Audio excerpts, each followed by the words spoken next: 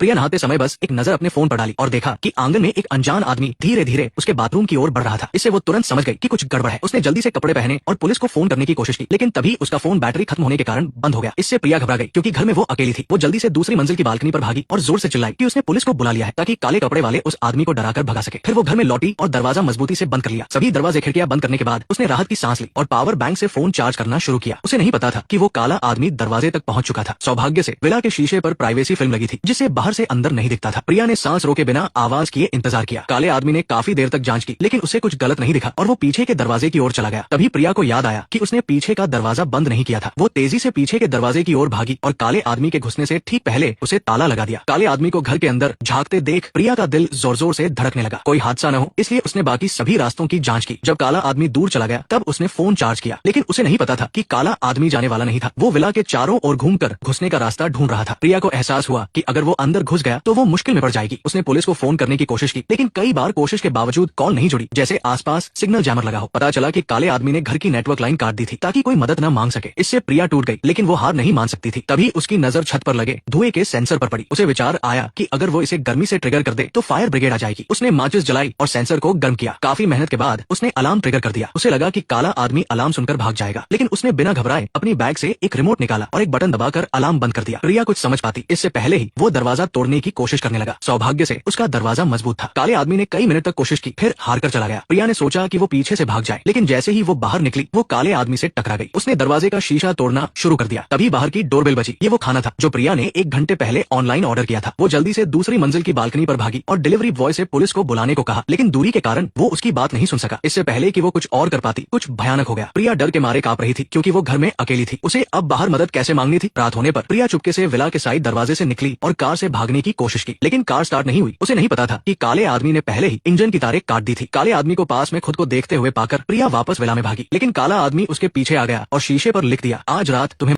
होगा। प्रिया डर से कांप रही थी। काले आदमी ने एक ब्लोटॉर्च निकाला और दरवाजे का ताला पिघलाने की कोशिश करने लगा। जिंदगी बचाने के लिए प्रिया ने एक फल काटने वाला चाकू लिया ताकि दरवाजा टूटते ही उस पर हमला कर दे, लेकिन जब ताला टूटा तो डर के मारे वो भागने लगी। उसे लगा कि घर से निकलने पर वो सुरक्षित होगी, लेकिन उसका विला पहाड़ पर था और शहर तक पहुंचने में कम से कम 1 घंटा लगता। मजबूरी में वो फिर से विला में लौटी। तभी वो अपने पुराने प्रेमी अर्जुन से टकरा गई। पहले तो वो खुश हुई, लेकिन फिर उसे शक हुआ कि अर्जुन ही काला आदमी हो सकता है। उसने बिना सोचे अर्जुन को चाकू से घायल कर दिया और भाग गई। फिर उसने मल्टीमीडिया बॉक्स ढूंढा और नेटवर्क को फिर से जोड़ा। नेटवर्क जुड़ने के बाद उसने पुलिस को फोन किया, लेकिन विला पहाड़ पर होने के कारण पुलिस को आने में कम से कम 20 मिनट लगने वाले थे। प्रिया को ये समय अकेले गुजारना था। उसने चुपके से काले आदमी के पीछे जाकर उसे एक बेडरूम में बंद कर दिया, लेकिन दरवाजा ज्यादा देर नहीं टिका और काला आदमी उसे तोड़कर बाहर आ गया। अभी प्रिया ने घर की बिजली काट दी। अंधेरे में काला आदमी भटक गया। प्रिया ने चाकू उठाया और पीछे से हमला करने की सोची, लेकिन तभी उसका फोन बजा और हमले का मौका चूक गया। उसे लगा कि अब उसकी जान जाएगी, लेकिन तभी बाहर पुलिस की सायरन की आवाज आई। काला आदमी डरकर भागने लगा, लेकिन भागते समय वो सीढ़ियों से गिरकर सिर के बल गिरा।